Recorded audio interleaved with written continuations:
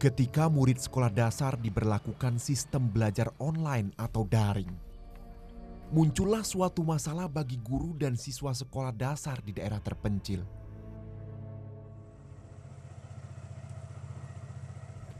Adalah Desa Terusan Muara, Kecamatan Sumber Margatelang, Kabupaten Banyuasin, Sumatera Selatan. Desa yang tergolong berada di daerah terpencil hanya bisa dijangkau menggunakan speedboat atau motor air yang disebut ketek. Satu persatu persoalan mulai menjadi penghambat saat belajar daring akan diterapkan. Guru dan murid tidak akan pernah berdiam dan menyerah dengan keterbatasan dalam melaksanakan proses belajar mengajar secara daring.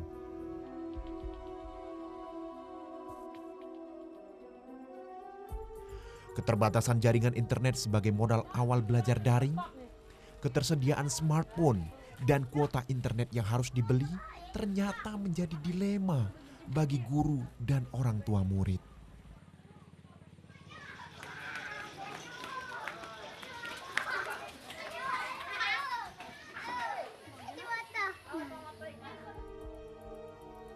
Mengutip kata-kata Jonathan Winters, "Jika kapalmu tidak kunjung datang, berenanglah." Kalimat inilah yang terngiang di telinga para guru untuk terus mencari jalan karena belajar daring sulit dilakukan di desa terpencil. Namun proses belajar mengajar harus tetap berjalan. Inilah tekad yang menjadi penyemangat demi masa depan anak-anak desa terpencil. Senin adalah awal hari di mana guru memberikan tugas kepada siswa, kemudian hari Sabtu, tugas dikumpulkan kembali ke sekolah. Tak ada obsesi lain.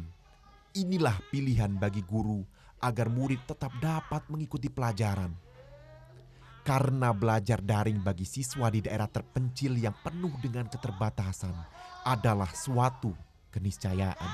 Halangan dan rintangan sekolah itu menuju yang kita ada SPG, ada SMA.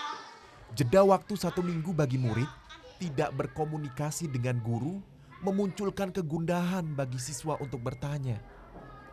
Jika ada tugas pekerjaan rumah yang diberikan terdapat kesulitan untuk dikerjakan.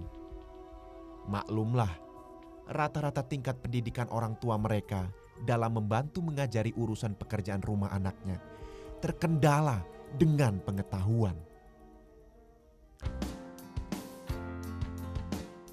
Munculnya ide pemikiran sang guru honor Romala dengan mendatangi rumah muridnya sekedar menjelaskan atau mengajarkan tugas PR yang diberikan adalah panggilan nurani sebagai tanggung jawab sang pahlawan tanpa tanda jasa. Kamu coret di sini ya. Nah, coba tulis. Nah, coret. Makan sambil berbicara. Coret. Berdoa sebelum makan.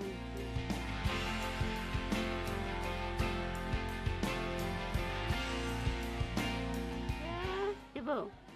Semua.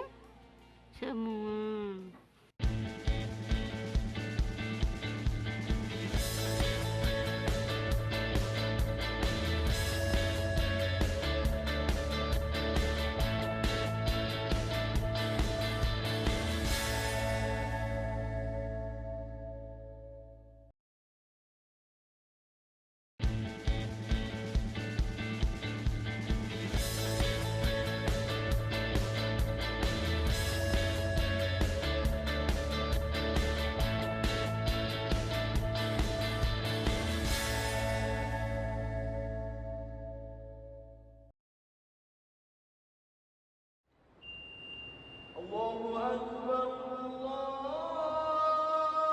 Akbar. Setiap hari saat sang fajar menjemput, Romala memulai aktivitasnya melakukan kewajibannya menunaikan sholat subuh.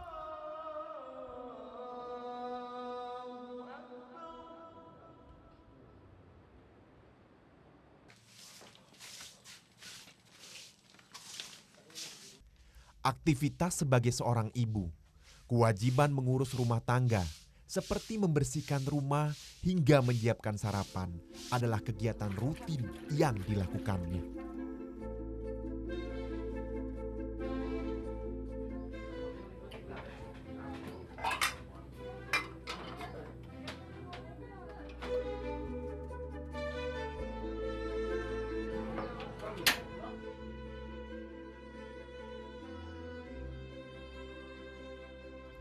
Setelah itu barulah guru Romala berdandan untuk melaksanakan tugasnya sebagai seorang guru sekolah dasar.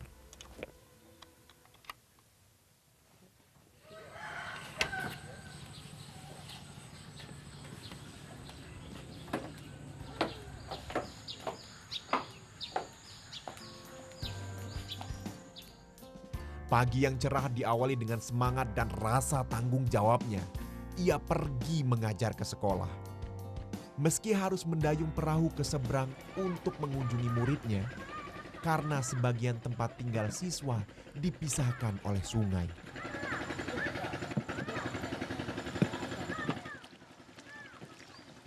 Dengan mendayungkan perahunya, ia pun menjemput sang murid yang berada di seberang sungai untuk dibimbing ke sekolah. Karena tidak semua murid di seberang mampu untuk membayar ongkos sewa ketek menyeberangi sungai ke sekolah.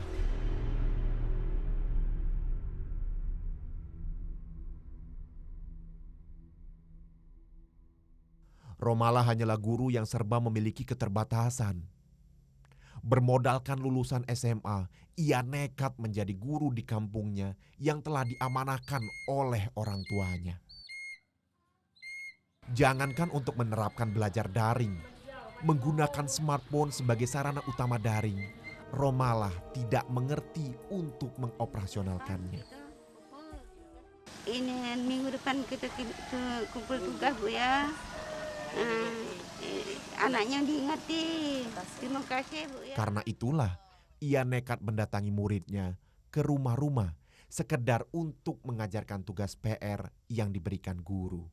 Tadi soal sini Pak, ada yang kita kan ada PR Pak ya. Nah PR itu dikumpul, seminggu sekali dikumpul. Ada yang pakai daring.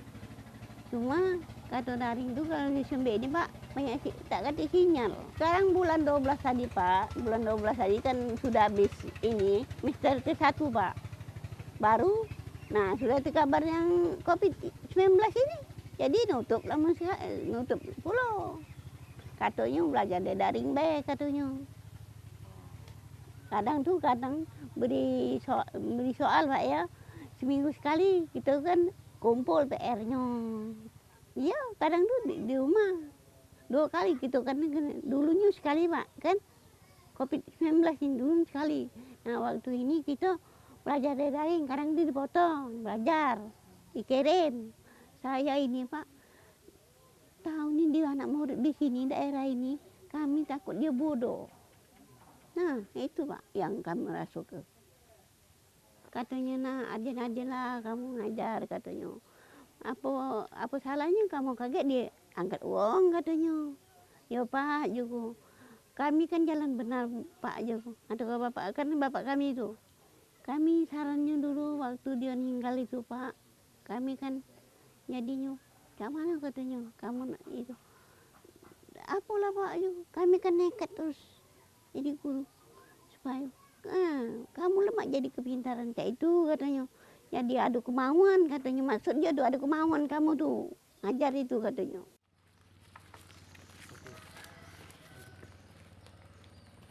Untuk mencukupi kehidupan sehari-hari Romala yang bersuamikan seorang buruh tukang bangun rumah kayu yang dikenalnya dulu saat membangun rumah orang tuanya.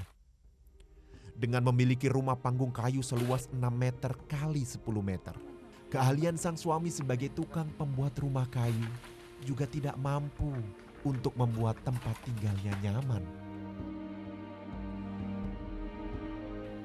Rumah panggung yang terbuat dari papan ini bahkan tidak memiliki MCK. Sehingga untuk aktivitas MCK mereka menggunakan air sungai yang keruh. Bahkan lantai rumah papannya pun sudah sangat rapuh. Lagi-lagi karena tidak memiliki biayalah yang membuat kehidupan mereka harus menerima apa adanya. Di sanalah Romala bersama sang suami dan anak sematawayangnya mengisi hari-hari kehidupannya.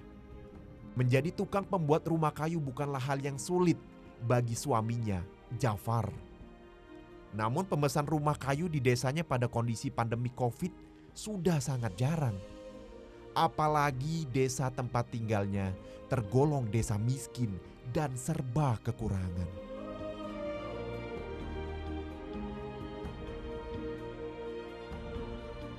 Dalam mencukupi kebutuhan sehari-hari, sang suami memanfaatkan kebun kelapa yang berada di atas lahan miliknya seluas 10 kali 20 meter persegi.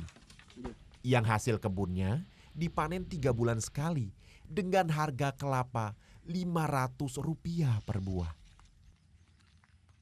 Kebun, inilah kebunnya, kebun kecil. Ini dah panen kelapa. Udah itu tukang. Hari-harinya tidak cukup. Kelapa satu ini ada deh 2,5, 2 sama sinilah.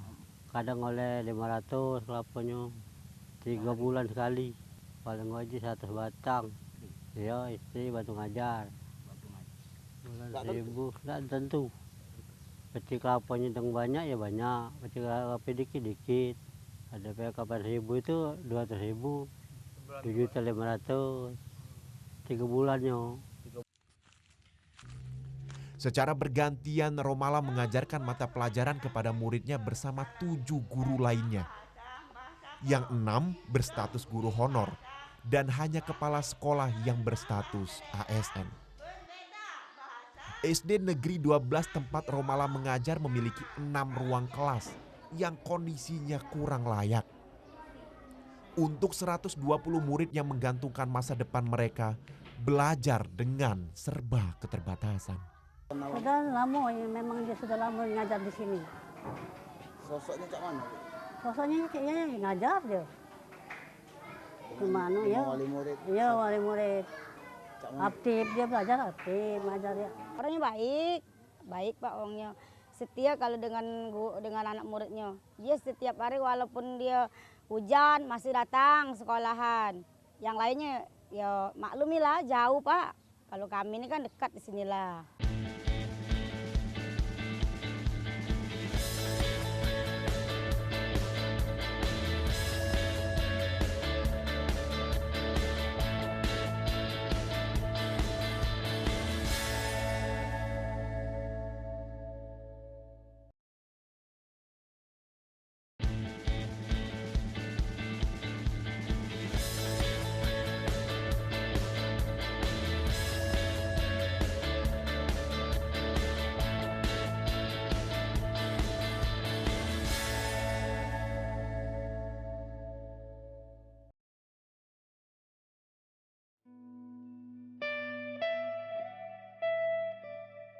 Murid kelas 1 hingga kelas 6 bergantung pada 7 guru yang mengajarkan mata pelajaran rangkap.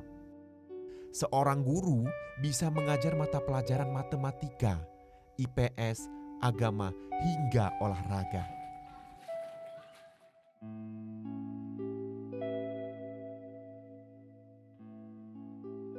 Status sebagai guru honor yang disandangnya bukanlah suatu beban baginya.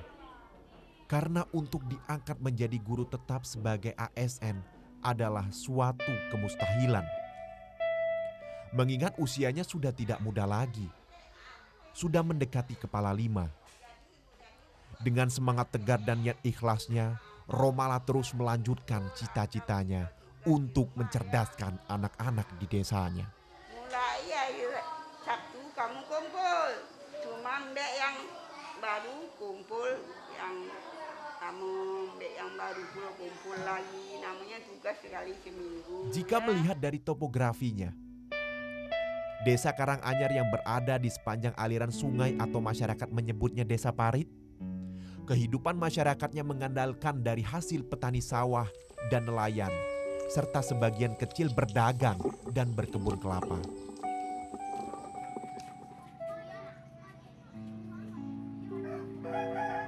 Sehingga kondisi ekonomi masyarakat di desa ini sebagian besar masih kurang dari kecukupan.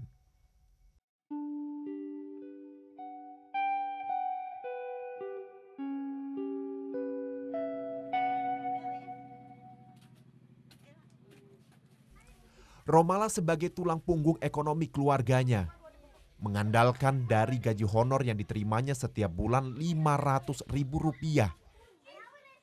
Baginya, kehidupan dijalani dengan bersyukur kepada Sang Khalik. Prinsipnya selalu dengan kata-kata untung.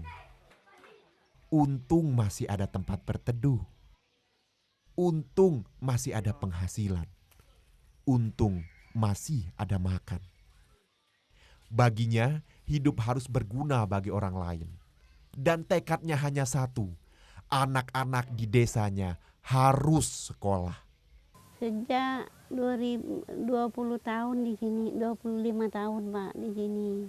Ini sangkan kami jadi guru Pak. Dulu usia kondisinya kurang banyak pokoknya mata pencarian.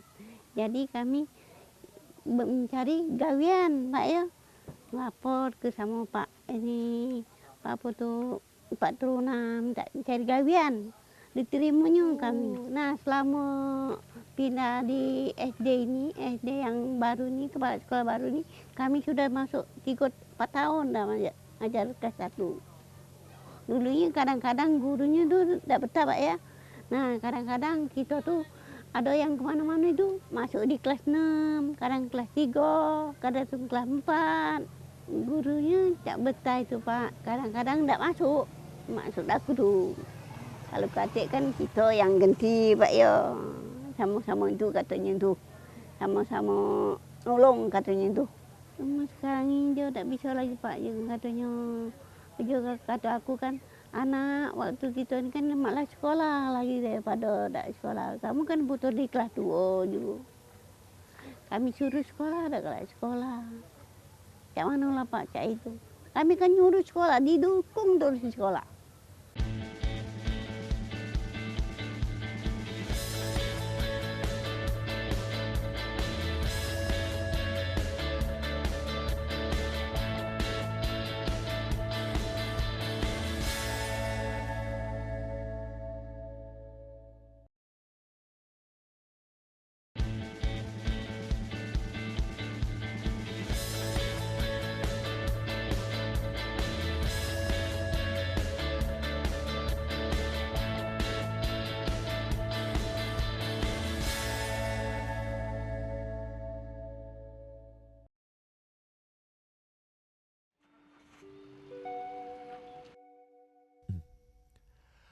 Pembangunan bidang pendidikan di daerah terpencil seperti di wilayah perairan masih memerlukan uluran tangan pemerintah dan stakeholder di daerah. Betapa tidak? Keterbatasan sarana pendidikan yang dinikmati siswa SD Negeri 12 Sumber Marga Telang Kabupaten Banyuasin masih jauh dari standar pendidikan.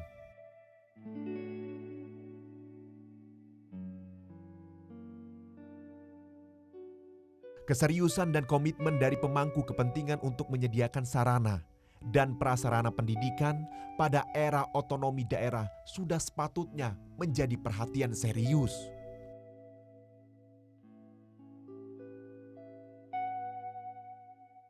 Guru Romala adalah contoh kecil, sosok guru terpencil di perairan yang serba keterbatasan.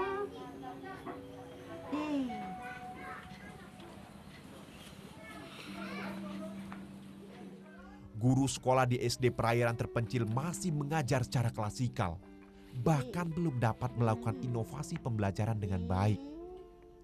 Belum lagi tingkat pendidikan guru terpencil di perairan yang rata-rata hanya lulusan SMA. Mereka belum memahami sepenuhnya program pembaruan pengembangan guru dalam meningkatkan mutu belajar mengajar.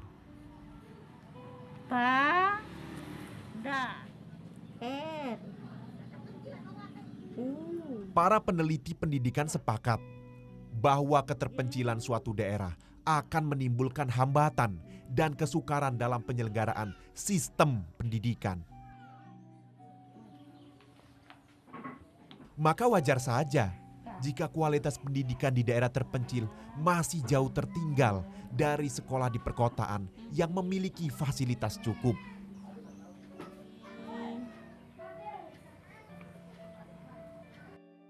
Melihat fakta proses belajar mengajar yang dilakukan di daerah terpencil, perairan dengan serba keterbatasan sarana dan prasarana, termasuk tingkat pendidikan guru yang mengajar, masih sulit mengharapkan mutu pendidikan karena keberhasilan pendidikan juga ditentukan oleh kualitas pendidikan guru yang mengajar.